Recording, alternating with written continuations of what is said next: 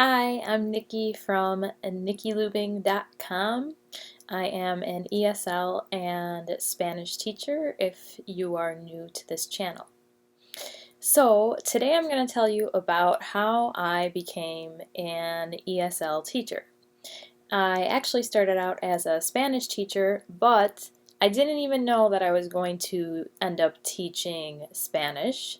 I wasn't sure exactly what I was going to do with Spanish because when I graduated college, I actually only had my Spanish degree. I didn't have my education degree. But I ended up starting off as a substitute teacher because I wasn't really sure where to turn and what to do with my bachelor's degree just in Spanish.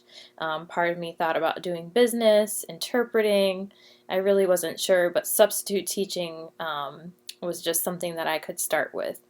And the school that I first walked into was a high school, and I asked if I could observe a Spanish class, and the secretary in the office said, "Oh yeah, we can set something up for you to go in and observe," because the day that I was substitute teaching, I was working for like a science teacher or something. So it just so happened that the principal heard me ask that question, and they happened to need a new Spanish teacher because one of the teachers wasn't working out so well. She was new that year and it was not going well for her, and they wanted to replace her. So when he heard that, he ended up interviewing me that day on the spot, and he hired me.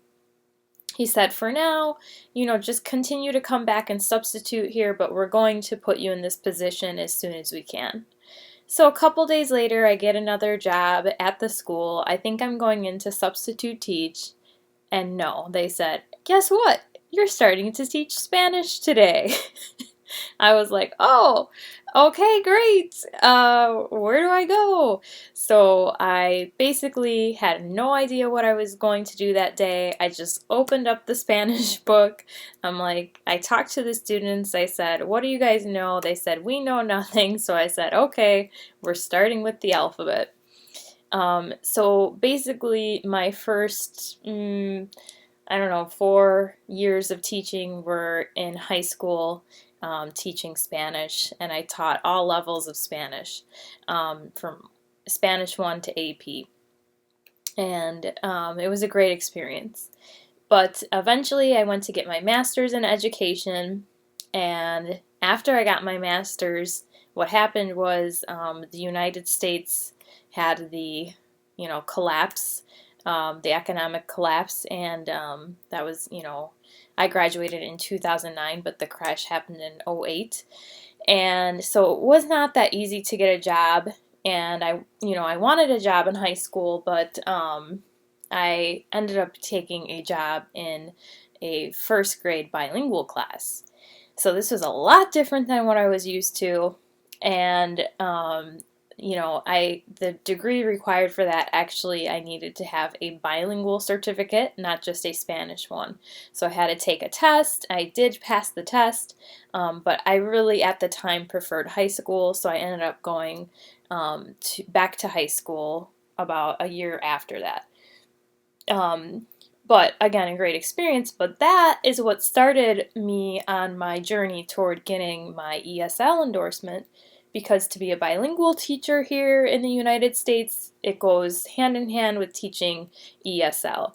So you speak the language that you're teaching and you use English to teach. So eventually I did high school again, but then I went back and I did middle school, which is about ages 11 through 13 or 14, depending. But that is when I really found my passion for teaching ESL, and that was the past 4 years I taught middle school. It was a wonderful experience. But because I am very more of a business-minded person, I like to make decisions, I like to use my creativity, and I wanted to be able to try to do my own business. I decided to quit teaching in public schools and start doing my own thing. So now I am teaching adult students. I teach some Spanish. to students that are still in high school and middle school. I teach them one-on-one, and then I have some adult students that I teach online. I teach them English. I have a one-on-one person that I'm teaching Spanish. And then I also have kids that I teach online. So I'm doing quite a bit of things with ESL. But the thing about this the reason that I wanted to share this with you guys is because I think it's good for you to know not only, my background, that I have, certification in ESL and certification in Spanish. I know what it's like to learn another language. But also I think it's good to talk. It's a good way for you guys to practice listening and think about yourself. What was your experience in your first job? And did it lead you to where you thought it would? Are you doing what you thought you would be doing when you were, let's say, 21? That's when I graduated college, so 21, 22. Are you still doing the same thing that you thought you would be? So why don't you leave that in the comments and practice your English writing.